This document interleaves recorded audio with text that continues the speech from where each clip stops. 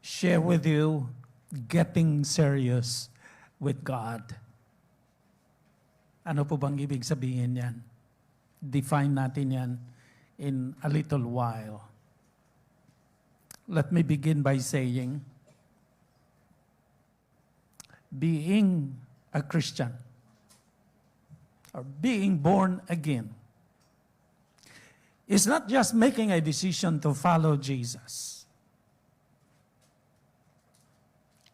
It's not just making a decision to accept Jesus as Lord and Savior of our lives. And then period.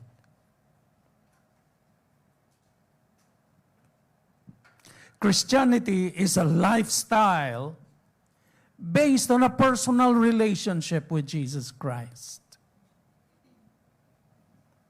It is actually a relationship of love. He loves us, and we love Him in return. That's Christianity. Of course, it is important to know more about Jesus, to know more about the Bible, to know more about the Christian life. That is part of it. But Christianity is a lifestyle based on a personal relationship with Jesus Christ.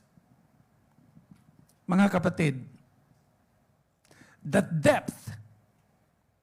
depth of our spirituality is dependent on the quality of our relationship with Jesus. Those who take seriously their relationship with God are spiritually, even emotionally strong compared to those who take for granted their relationship with the Lord. And they also remain committed to God. But on the other hand, those who neglect or take for granted their relationship with God have shallow and hollow spirituality. Parang papaya ba? Papaya tree. Ang ganda-ganda, no? Ang very straight. Bihira ka lang makakita ng crooked na papaya tree, di ba? Very straight. Ang ganda tingnan. Pero pag tinigpas mo yon, hollow sa loob. Ganyan po ang halimbawa ng mga tao, mga Kristiyano, who are neglecting their relationship with Christ. Therefore, mga kapatid,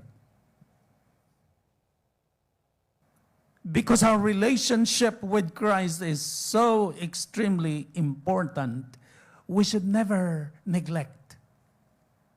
We should never take for granted this relationship, this love relationship with Jesus Christ. Rather, we should be serious. Dapat seryosuhin natin yung ating relasyon sa Panginoon. We should do whatever it takes to nurture that relationship, to build that relationship up. Kagaya ba ng, mag-sweetheart, mag-boyfriend? Kailangan, seryosuhin mo talaga yon, relasyon na yon, kung gusto mong, yung tao ay talagang, yun ang gusto mong isama habang buhay. Kasi baka magkamali ka, you will be living in regrets all your life. So, seryosuhin natin yung love relationship natin kay Lord. Now, let us begin by defining ano bang ibig sabihin ng getting serious with God.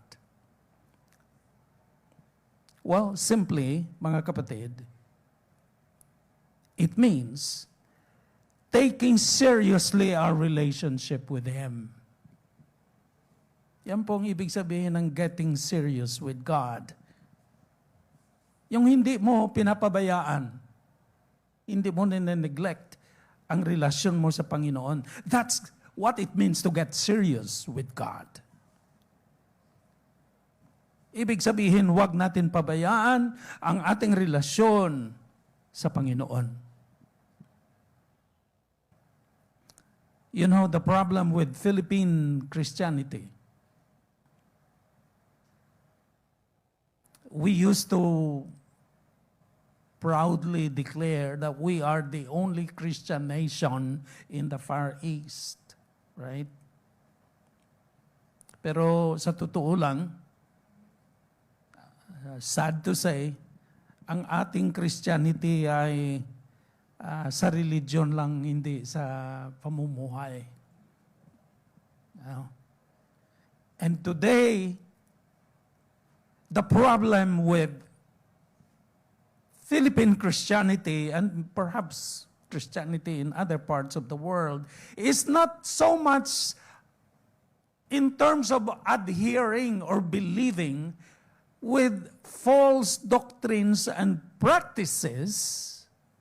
Although ang daming mga false doctrines and practices na ginagawa ng maraming doon sa Pilipinas, the main problem with today's Christianity is neglecting our relationship with God.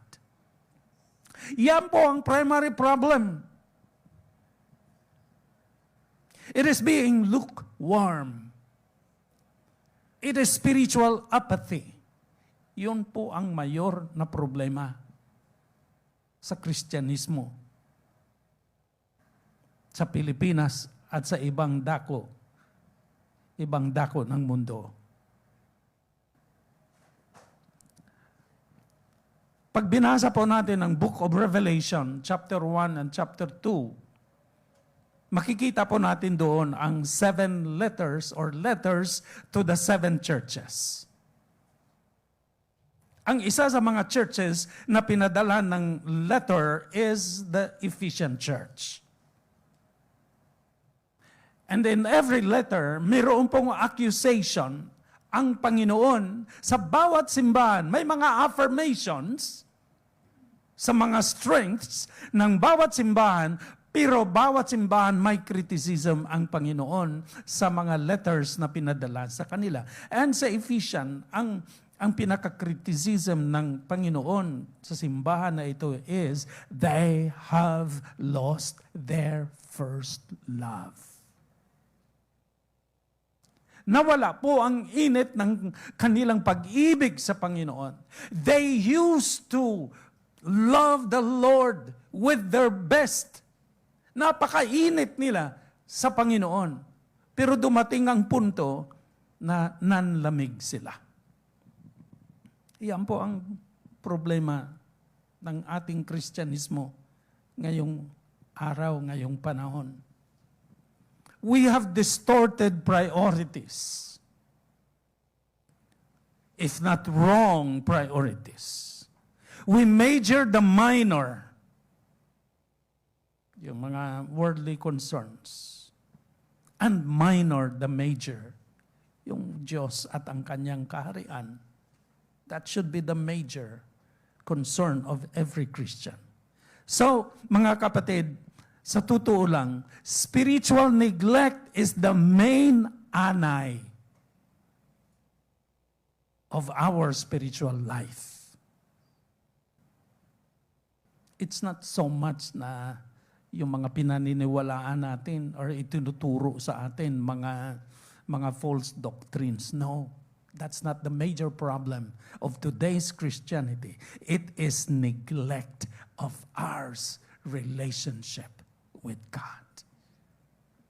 Yan po ang malala na sakit. Yan po ang pinakaanay ng spiritual life in our time and in our generation.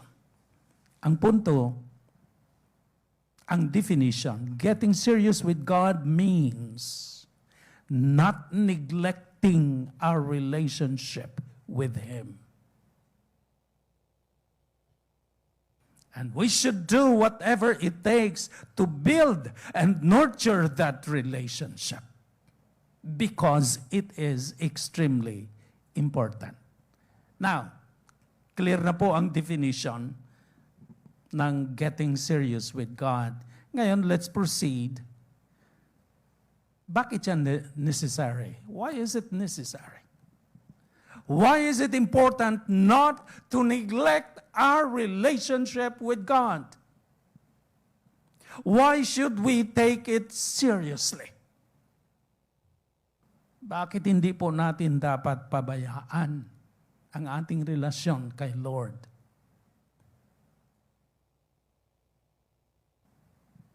Let me mention 3 reasons. Number 1, because of God's great love and mercy for you, for me, and for us all.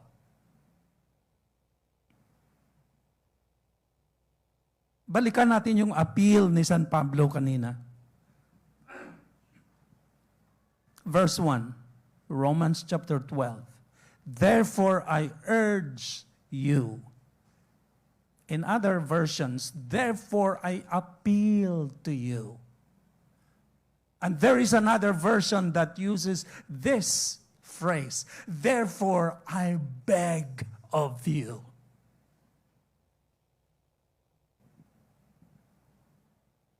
Brothers and sisters, in view of God's mercy, because of God's great love and mercy, I appeal to you, offer your bodies as living sacrifices to God.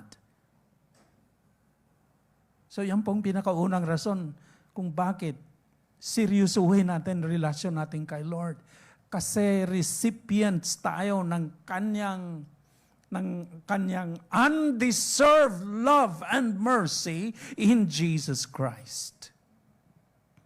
Paano po pinahayag ng ating Diyos ang kanyang pag-ibig, dakilang pag-ibig at dakilang habag? Paano po pinahayag? Well, let me mention 2 or 3 things. Number 1, He provided the solution to our problem of sin and guilt. Right? John 3:16, for God so loved the world that He gave, that He sent His only begotten Son. Romans 5:8. But God demonstrated His love for us in this, while we were yet sinners,